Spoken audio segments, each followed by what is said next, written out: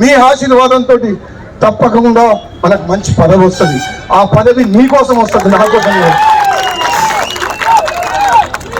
నేను చెప్తున్నా, మంత్రి కాకపోతే డైరెక్ట్ గా ముఖ్యమంత్రి వైద్యం భయపడుతున్నాను.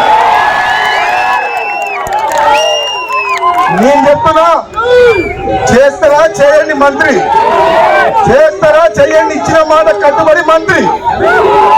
ఆడండి, చేస్తారా ఇచ్చిన మాట కట్టుబడి చెయ్యండి. ఇంకా వేచి చూస్తున్నా, పదవి గురించి మనం బాధపడతలేదు.